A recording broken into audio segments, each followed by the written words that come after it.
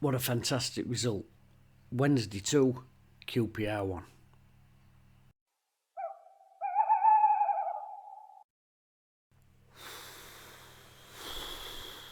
God, they left that late, didn't they? Talk about tense. Chuck kitchen sink in it and fully deserved to get something from it, but bloody hell. Bloody hell.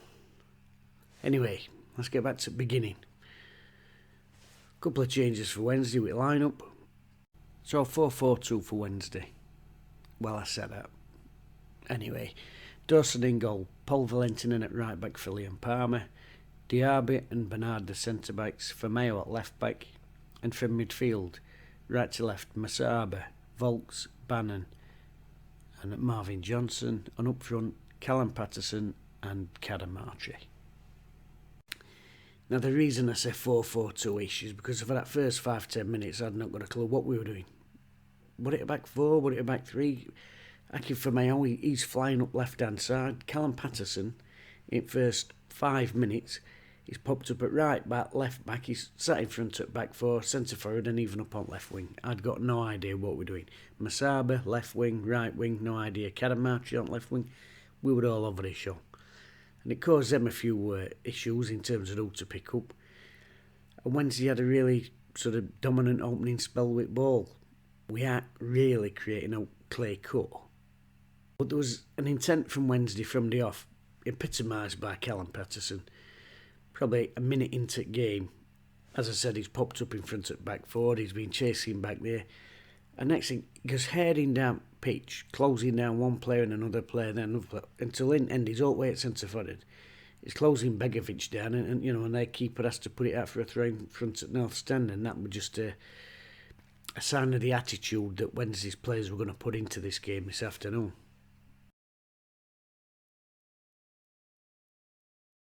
Wednesday were having, I would say, lion's share of possession. They were sat in their own half, really. Cannon got booked for them. Daft one just took Johnson out. Needless one for them, and that put them on tenterhooks a little bit there.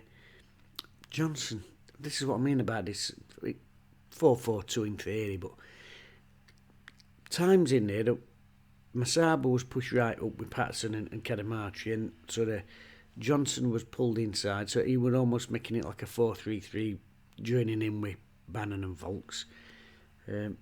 Other times it were like a 4-4-2, but sometimes it was like a 4-5-1. Patterson would drop right in with Volks and Bannon. Fluid. It was quite fluid, yeah, and we had a lot of possession at ball. Like I said, nothing too clear cut to talk about.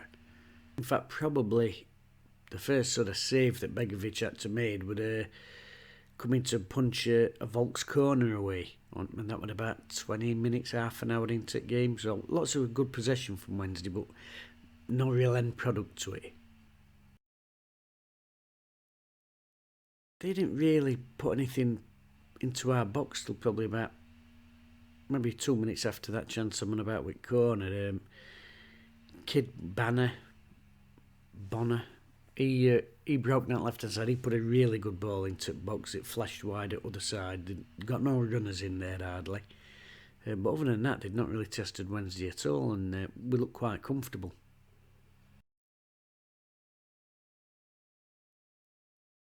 Yeah, quite comfortable until 30 minutes. They had a good break. The only thing they were looking to do, really, Wednesday were having lines shared at ball. They were looking to get in behind, because Firmino was pushed really high up on that side, and Valentin was really out on that far touch line. And one or two times they were looking to get that ball in. Didn't come to anything, but that was obviously going to be a threat. And from one of those balls out wide, they got a corner which came in, and Dawson really gets out of jail with it. I think it's Firmino clears it off line, but referee's blown for a foul anyway. An invisible, I didn't see a foul in there. The height it's come, I think he can just take it and take it in. It comes with a headed man in front. He's gone to punch it. I don't know what it is. Has he gone to punch it because he don't think it's going to come through? for him to be able to take in? Does he think it's going to clip somebody's head on way in, just in front of him? So I've got to go for a punch, and then the lad in front misses it, so it's a funny angle. But either way, it's terrifying, that sort of thing. That sort of thing is terrifying, and it's funny because it's about confidence and belief in it. Maybe 5 minutes after that, we put a cross into their box. Real crowd scene in there. Begovic comes, just takes everybody out. Bang. Up, grab, in, through bodies. It just gives confidence to you as a supporter and probably as a defender. And I don't know if that attack could give them a little bit of confidence, but they scored about a minute after that, and it was a lad Chair who put in the shot. And he was a live little player. He spent a lot of game chucking himself about, every time there was a touch, he were rolling about, clutching both ankles and getting that one to the referee. And, one of them who miraculously leapt up when he had a look and, I'm not getting it, But he was a lively player, diminutive little player, you know what I mean, good close control. And I always thought he might be someone who causes problems. So 36 minutes, he gets ball on left-hand side, and you could see with his body angle he was desperate to get inside, and he got inside, cracked shot away. And unfortunately, Diaby, who's had a couple of really good games on spin. In fact, he were decent again today, actually, till he had to go off. Bullet header into his own net, and I love a diving header, but not in our net. If he scores that goal at the other end, he's probably worth 30 million quid. It's a great diving header. A Wednesday 1-0 down for all possession, for all pressing that they were doing, mainly led by Callum Patterson with his tremendous work rate. For all that, you just thought, oh, here we go. Because such a huge fixture today, and if we'd lost, it wouldn't have been end of season, any more than any other individual game is. But me and lads were talking at work on Friday about it and saying that with the momentum that we got, if we won this one, it'd just give us that build and positivity. But to lose it, it'd suddenly make it look like a chasm again. So to go a goal down, you could feel everybody were like, oh, here we go again. But to be fair to Wednesday, they got straight back on bike, poor old Bambo. He's probably just had 2 or 3 really good games. He still worries me a little bit on ball, but he's been starting to take it out a bit more, looking a little bit more confident. But in terms of his defending, been really impressed with him. Headers, tackles, and what he does do, he gets a hell of a lot of blocks in. He's not one of them lads who's afraid to get hit by a ball. Let's put it that way. So last 3 or 4 games, a load of terrific blocks he's put in. And then he just took a bit of a clip on ankle. Don't look out too bad. And then he's going to have to take a throw in and sat down, and he's had to come off. So absolutely, gutted for him, really. Meant a little bit of a reshuffle for Wednesday. Marvin Johnson went to left back, and Firmino went into left-sided centre-half. I have a quick word about Firmino, actually. I've never been particularly struck with this idea of him playing left full-back. But I've got to say, even before he moved into centre-half today, I thought he played really well. I think he's had a really good game overall, but even at left-back, that first half an hour or so, really marauding forward and looking more and more confident on ball all the time, beating a man, running up line and then cutting inside with ball. He's had a good game in both positions today. Now, I don't know what Danny Rull said to lads at half-time. Obviously 1-0 down, it's a massive game. And what you don't want to do is come out second half and concede a goal by leaving his ends too open. But Wednesday, that were out at window. They really threw caution to wind. And I've talked a lot. I don't particularly like seeing Barry Bannon playing in a 2. Of course, when I say a 2, not just a 2, I mean the 2 middle players, usually in a 4-4-2, in a 4-man midfield. But second half, him and Volks, they really had the work cut out because it was more or less a 4-2-4. Do you know what I mean? It was like late 1960s, early 70s with style. really pushing wide play so far on. 4-2-4, I think about Wimbledon, when they used to play it that way, you know, with Cork and Fashanu and Wise on one side and Wood on the other side. But anyway, very long ball, get it up to two big lads, and you got two sort of wide players in there supporting. Don't know what I'm on about that. But this was like a 4-2-4, but Wednesday's still trying to play, and the work rate of Volks and Bannon today, absolutely incredible. Honestly, I'd love to see how much running they did today, and Bannon especially. Volks has been getting praise in the last few weeks, and rightly so, but I thought today Barry Bannon really stepped up to play. You know, I wouldn't call him a box-to-box midfielder. I don't think he's got that sort of stature, that sort of physique to do that sort of job. But today, he's been absolutely all over the place. And still trying to use that bit of quality he got on ball so that we weren't going long. Still trying to keep possession moving all the time and keep us ticking. Fantastic man at match today for me, Barry Bannon. They'd made some changes at break. They brought on that Dykes. I think, is he an Aussie? Him? He may as well have been an American, because at one bit he handballed it. And he's getting that to ref. What? It was like a bleeding Harlem Globetrotter. It was the most obvious handball I've seen in about 30 years. But they brought him on. A bit of a unit up front, puts him centre back. So there was that little bit of me that were against Blackburn, against Leicester. Opposition have had more at ball, and we've been nice and compact, and we've actually used our pace and counter-attack to great effect. And the way the game were going with Wednesday, again dominating possession at ball, but with us being really open, with this sort of 4-2-4, if you like. But a tiny bit of me were thinking, I don't want us to get caught. Like I said, they brought this Dykes on up front. They got the lad Chair on the left-hand side, and I thought, I don't want us to get caught on a counter and make it 2-0, because that would have, that'd have been death knell for us.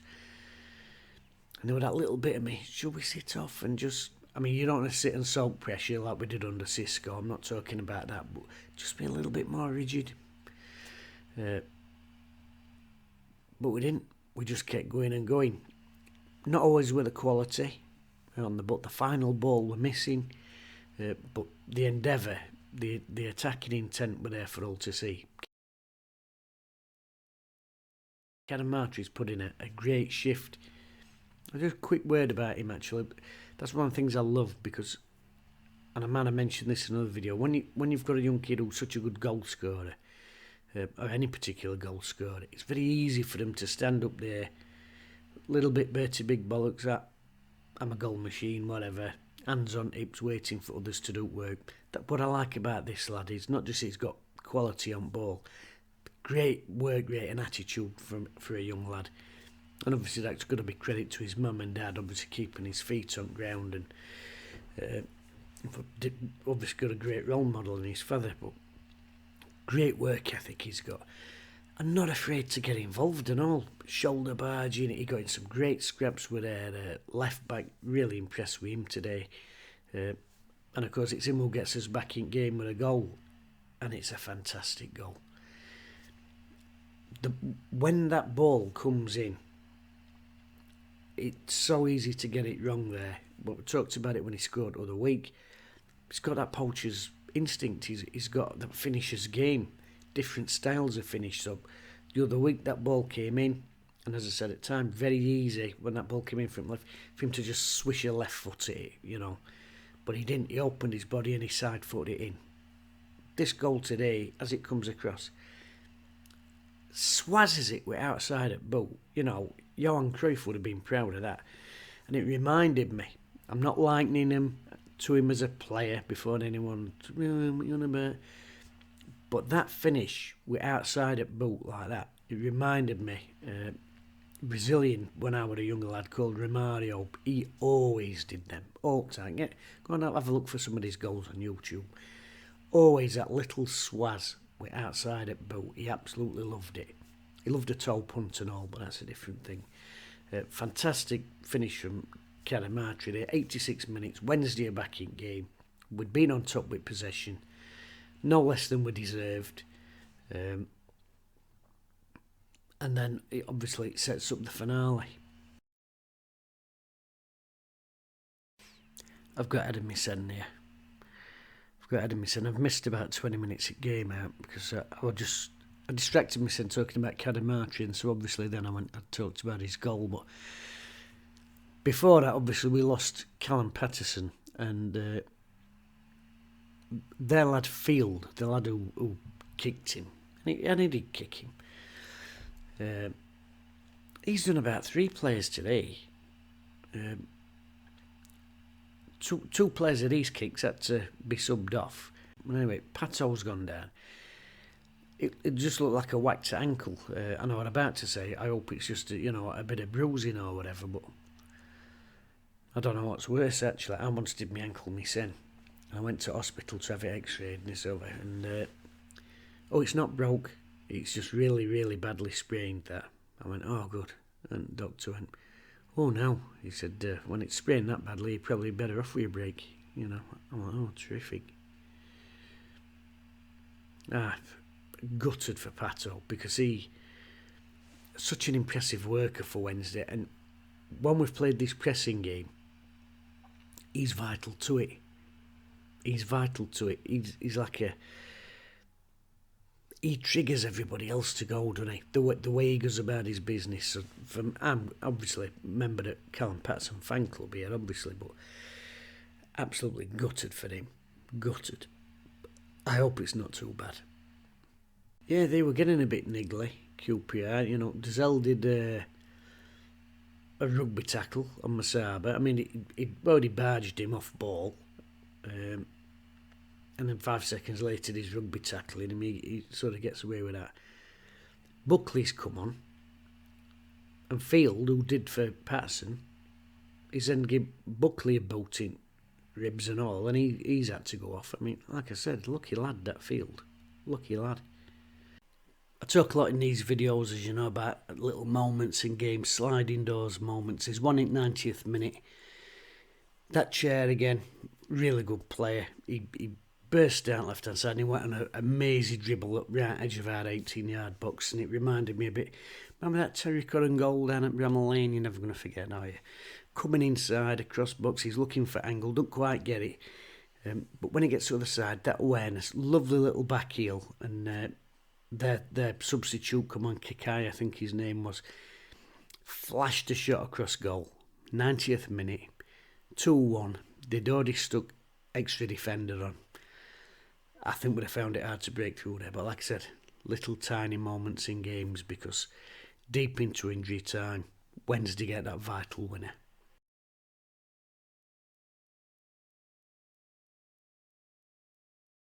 It's 93 minutes on clock. Barry Bannon, who, as I said, absolutely fantastic game today. For me, I think that's Barry Bannon's best performance in the last 2 years.